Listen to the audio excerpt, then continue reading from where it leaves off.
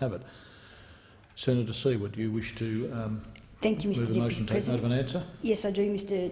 Deputy President. I wish to move to take note of the answer by Senator Cormann to my questions on the shark capture and kill policy of Western Australia, as Western Australians refer to it, the shark cull. The government obviously is not monitoring the impact of their decision to exempt the shark cull from the assessment under the Environmental Protection and Biodiversity Conservation Act. Senator Cormann persistently refused, or not refused, but did not answer and get to the point and did not answer my question about monitoring of the impact. Nor it's obvious from his answers also that the WA government is not reporting to the department and to the Minister for the Environment on the implementation of the catch and kill policy. He is unable, or was unable, to tell me what the number of animals that have been caught, have been destroyed, have died or been released, and what species have been caught. Because, of course, we're not just referring to the targeted species under the exemption, we're also talking about other marine life. Just today, in fact, I was just looking at another media report. There has now been 3 more undersized sharks caught in Western Australia and released, and I'll come back to that in a minute.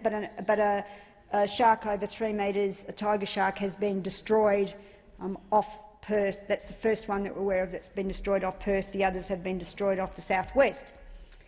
In other words, by the failure of the federal government to require monitoring, and including the failure to require an independent observer so that there's an independent person looking at what is happening to these sharks, and by failing to record this data, they will not be able to have an independent view of the impact of this policy, or what animals are being harmed, what marine life is being harmed. This is irresponsible.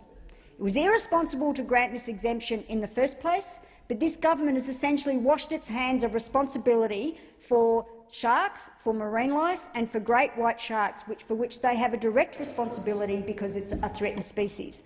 Not only do they have responsibility under the domestic legislation, Australian legislation, they also have responsibilities under the many international conventions which cover great white sharks, which cover protected and vulnerable species and which cover migratory species. The minister has a direct responsibility under the Convention of Migratory Species of Wild Animals to protect species that are listed, and the great white shark is listed, and only under extraordinary circumstances should they be exempted from this protection. Those extraordinary circumstances have not been demonstrated.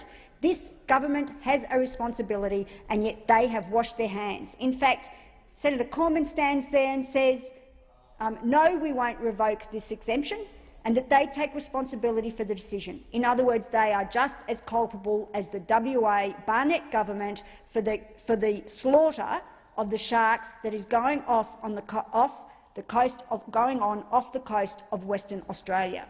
There is now close to 40 sharks. There are now close to 40 sharks that have been caught through this process that the community is aware of, because neither the WA government or the federal government is in fact unaware of what's going on, unaware of the impact of its decision.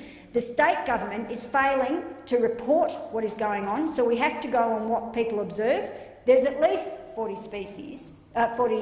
sharks that have been captured.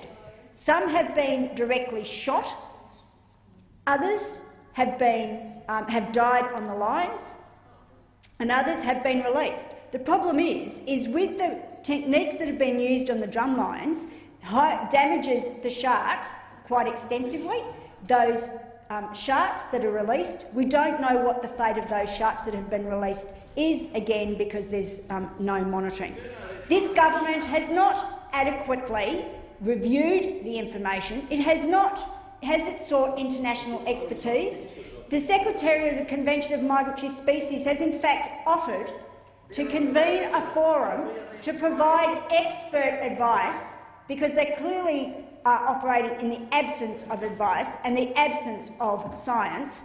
They have offered to convene a forum to provide that expert advice to the federal government. I wonder if that has been taken up.